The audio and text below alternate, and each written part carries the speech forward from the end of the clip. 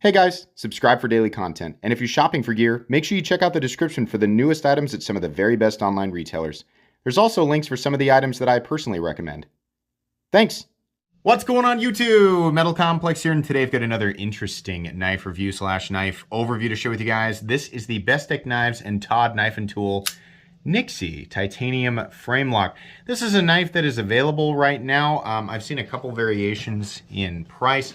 There's also a couple of variations in the way that this knife can come, either full titanium or titanium and carbon fiber. I will link it right down below so you guys can check it out if you want. It does help my channel when you use my links, but that is entirely up to you. Thanks so much to Bestech for sending this in for me to take a look at. Thanks to my patrons for supporting me, and please make sure to follow me on Instagram at metal_complex. Let's go ahead and get a measurement of this knife. Overall length is coming in at about 7.75 inches. Overall blade length is just a hair shy of 3.5, so about 3.4 inches. Cutting edge is coming in at 3 inches thanks to a very generous forward choil. Let's go ahead and do some size comparisons up against the Ontario Rat Model 1 and the Ontario Rat Model 2. As you can see here, I'd still call it a full-size knife. It's just not quite as big as the Rat 2. Definitely bigger than the Rat 1. Let's go ahead and put it up against, definitely bigger than the Rat 2, not quite as big as the Rat 1. Let's put it up against the Demco AD 20.5. We have a similar ergonomic lines in the sense that the main grip area is here, and then there's a forward grip area closer to here. It just has a larger blade. Let's go ahead and put it up against the Spyderco PM2 and the Spyderco Para 3. Again, we're looking at kind of the same idea with the ergonomic profile. It's kind of right in between these two. We have the main grip area here and a forward choke up position here. Last but not least, we'll put it up against the the Benchmade Griptilian, or in this case, the Ritter Hogue, and the Benchmade Bug Out. This guy's close to the size of the Ritter Hogue, just a little bit shorter, definitely larger than the Bug Out. How's the action on this guy? Very good. Bestech makes a good titanium frame lock. In fact, Bestech's overall manufacturing quality is amongst the best. It depends, sometimes it translates differently. With the Todd Knife and Tool stuff, I've really enjoyed it. His designs have been really fun, both in terms of, aesthetics, and when it comes to, they don't look like knives that are going to be comfortable to hold. This one does, but if you know about his past designs, right, which I've reviewed many on this channel, they look like it's going to be like holding a shard of glass, but it's not. The knives are actually really comfortable. I've enjoyed them. This guy is far and away the most comfortable, but we'll talk about that here in a sec. The overall execution of these materials is very good. The front flipper works great. The little opening hole thing works great. And then that fuller you can actually get at a little lower if you don't get it too. The D10's tuned in a way that they want you to deploy it with the thumb hole up here, but you can definitely get a little bit lower and deploy it if you want to.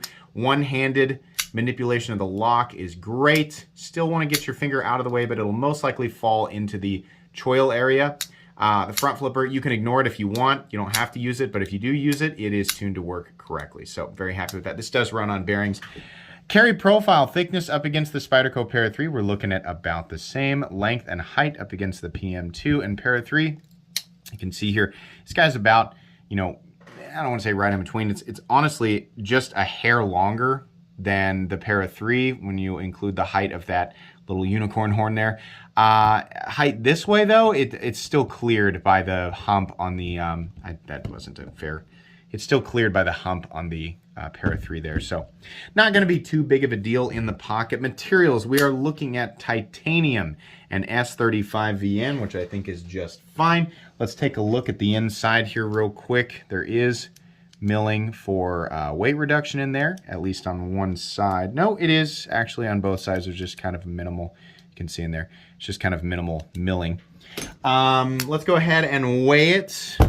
I'm gonna guess this thing weighs about 4.5 ounces. No, less, 3.84. It's not that bad, honestly, for a titanium frame lock, right? Ratios aren't perfect, but they're close, and honestly, the design is compact for still being, a fairly heavy-duty feeling sized, titanium frame lock. Heavy-duty feeling sized, does that make sense? A fairly heavy-duty feeling frame lock. It honestly is not all that heavy, so it should be somewhat friendly in the pocket. Obviously, if you're wearing jogging shorts, that's not going to be the best. But if you're used to knives of this size, this one won't feel that much different. Let's go ahead and do a hardware check. I'm going to get out my tools as per usual. My tools are very inexpensive and very recommendable. You can find them right down in the section of my description that talks about the tools I use on this channel. The pivot is a T8, and the body screws are also T8. They have included screws for the stop pin, which at this point, you know, all these should just be kind of floating or just kind of press fit, but okay. So you have a few extra screws than what I normally prefer, but not really that big of a deal. The pocket clip screws are also T8, and then the screw that you don't ever need to take out, which is the steel lock bar insert screw, is also a T8. That's nice. I'll take a couple extra pieces of hardware if I can get T8 screws. I don't really have a problem with that. This is a pretty simple design in terms of its construction, so it should be pretty friendly to take apart. Let's go ahead and measure blade stock thickness on this guy. Blade stock thickness on the Nyxie is coming in. Sorry, I was trying to zero that out. 150, it says 157 thousandths, so on the thicker side, but the grind is pretty good. I can't complain too much about that. We'll talk about the grind here in a sec. Let's go ahead and zero that out. Oh wait, no, wait. What am I doing? We already did weight. Have we done everything? Yeah, have we? Okay, all right. Let's go ahead and move into the meat and potatoes here. If you're wondering, does this feel good ergonomically? Yes, it does. This is a profile that we have seen many times in the knife world, right? It's going to be reminiscent of a lot of things. No one company owns this profile. This is a profile that we have seen in the knife world for decades. So if you feel like you've seen it before, there were probably at least 10 designs before that design that use the same profile. What is, you know, where the unique characteristics come through is sort of this Todd knife and tool kind of mechanical look. This looks, a lot of his designs look like a piece that fell off of Megatron, and I mean that in a nice way, right? Sometimes that can look too busy.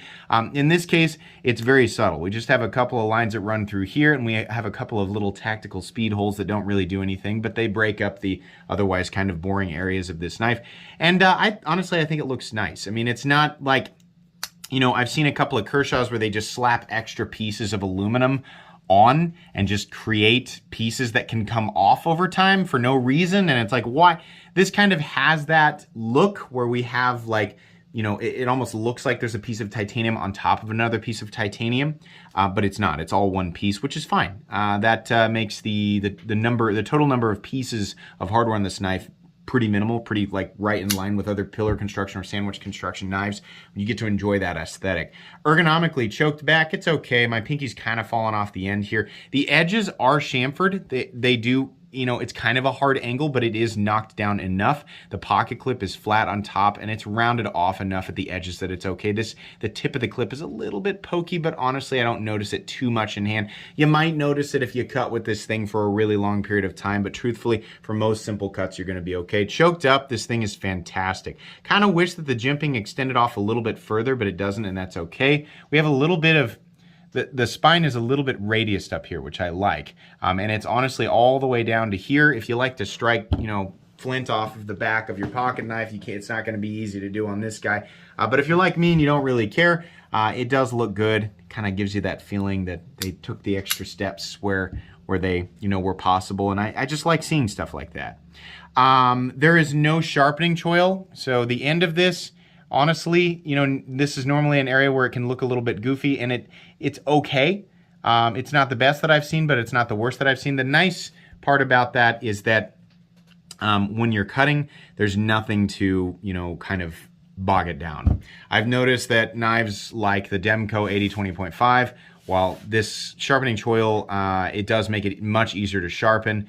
I mean, even though my sharpening job's not the best, I've definitely nicked the thumb studs. I think this side is a lot worse. Yeah, you can see where I caught it with the the cami, and I've kind of goofed it up back here.